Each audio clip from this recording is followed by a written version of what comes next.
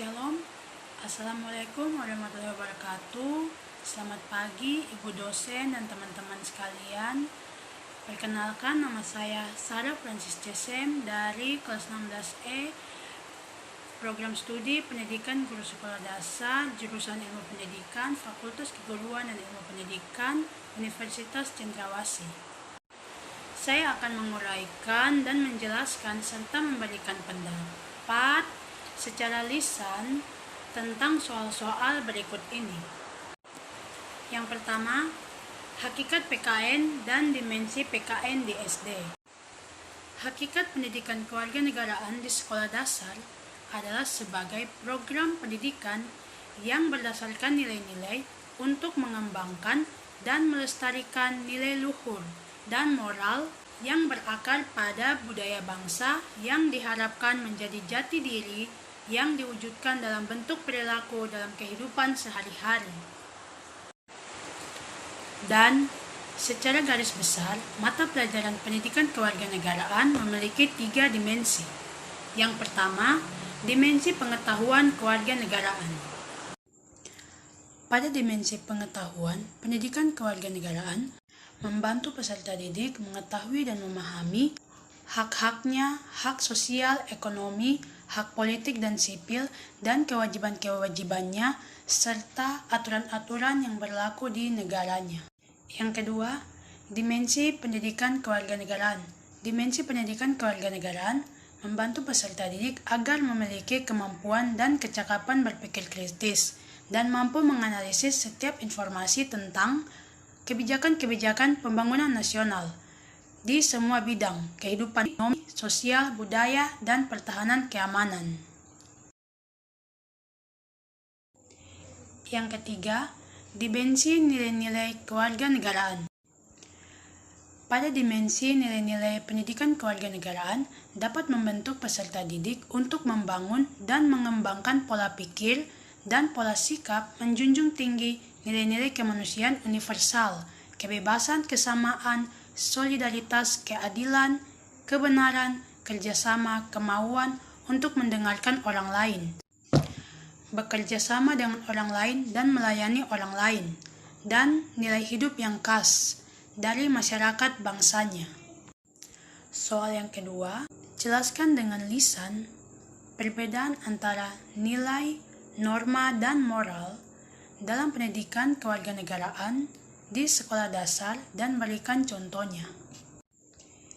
Nilai dapat melekat pada apa saja, baik benda, keadaan, peristiwa, dan sebagainya. Contohnya yaitu nilai religius atau keagamaan. Siswa percaya kepada Tuhan Yang Maha Esa, saling menghargai, saling menghormati, toleransi, dan lebih mencintai lingkungan hidup dan makhluk hidup di sekitarnya. Sedangkan perbedaan norma dan moral terletak pada tujuannya. Norma dibuat untuk mengatur masyarakat supaya menciptakan kehidupan yang teratur dan tertib. Contohnya, peserta didik dapat menghormati perbedaan agama, menjaga kerukunan di lingkungan, menghormati orang yang lebih tua, dan menghargai hak antara anggota masyarakat. Contohnya, siswa dapat berbicara menggunakan bahasa yang sopan kepada orang tua atau orang yang lebih tua. Yang kedua, membuang sampah pada tempatnya. Yang ketiga, tidak membuat keributan. Yang keempat, mentaati peraturan yang diberlakukan dalam lingkungan masyarakat setempat. Soal yang ketiga, uraikan dan sebutkan rincian materi PKN di SD, sekolah dasar, kelas rendah, kelas 1, 2, dan 3. Materi PKN kelas 1 yaitu identitas diri, keluarga, dan masyarakat. Yang kedua, hidup rukun dalam kemajemukan keluarga. Kelas 2, hak dan kewajiban anggota keluarga. Yang kedua, saling menghormati di lingkungan keluarga.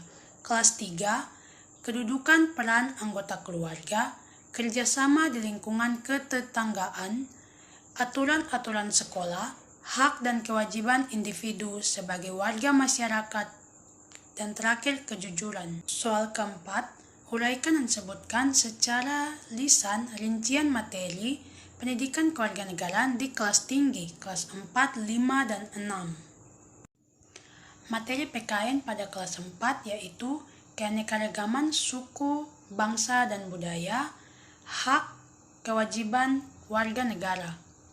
Kelas 5, keanekaragaman suku, bangsa, budaya Indonesia, penduduk dan sistem pemerintahan Indonesia. Kelas 6, penerapan nilai-nilai Pancasila. Soal kelima, jelaskan dan uraikan materi dari salah satu kajian materi PKN di sekolah dasar yang Anda kuasai. Saya akan mengambil materi dari kelas 2 SD tentang hak dan kewajiban anggota keluarga.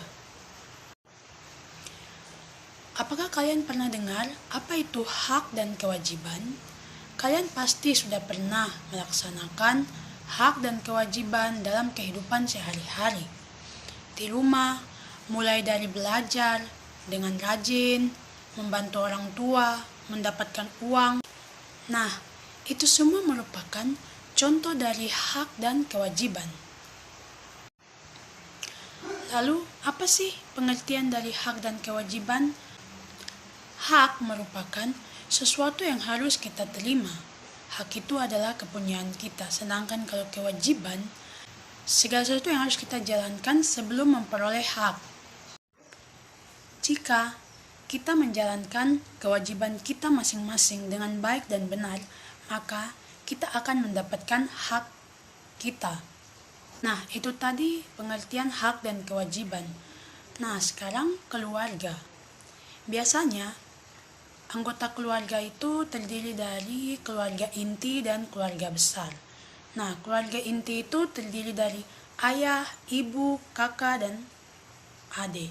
Sedangkan anggota keluarga besar itu terdiri dari ayah, ibu, anak, kakek, nenek, paman, dan lain-lain. Bagaimana sih penerapan hak dan kewajiban di dalam keluarga inti, yaitu ayah, ibu, dan anak? Hak ayah yaitu mendapatkan kasih sayang dan rasa hormat dari istri dan anak-anaknya.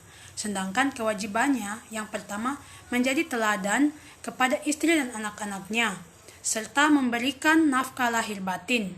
Yang kedua, menyediakan kebutuhan, menjamin kesehatan keluarga, melindungi dan menjaga anggota keluarganya.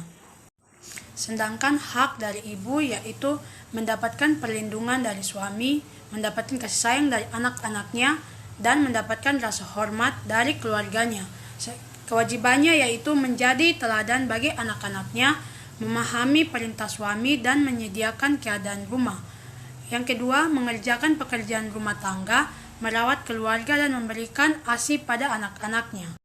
Dan hak dan kewajiban anak yaitu hak ialah mendapatkan pendidikan, mendapatkan persamaan kasih sayang dari orang tuanya, dan mendapatkan kebebasan belajar atau bermain.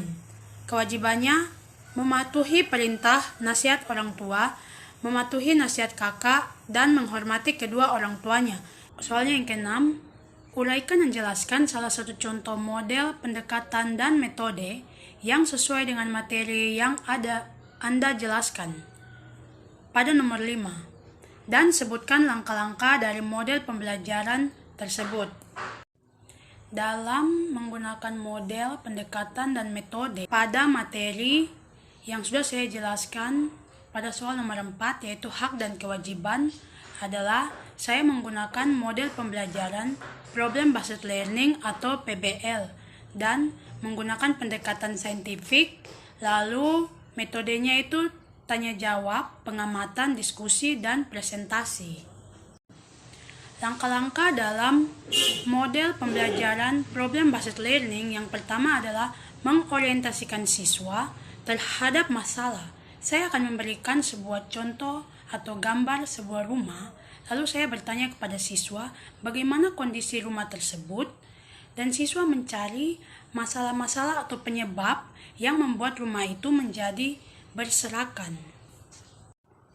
Dan langkah kedua yaitu mengorganisasikan siswa untuk belajar. Saya akan membagikan siswa ke dalam beberapa kelompok, lalu saya memberikan LKPD. Setelah saya memberikan LKPD, lalu saya akan memberikan beberapa gambar untuk siswa mengamati, lalu siswa menunjukkan manakah hak, kewajiban dari ayah, ibu, dan anak. Langkah yang ketiga, membimbing penyelidikan individu maupun kelompok, di mana saya memberikan kesempatan kepada siswa untuk berdiskusi atau mencari jawaban pada buku-buku bacaan. Dan saya memberikan kesempatan kepada siswa untuk bertanya kepada saya jika ia mengalami kesulitan dalam menjawab soal-soal pada LKPD. Dan langkah keempat, mengembangkan dan menyajikan hasil karya, di mana siswa yang sudah mengisi LKPD-nya dapat maju ke depan kelas untuk mempresentasikan apa yang sudah ia kerjakan.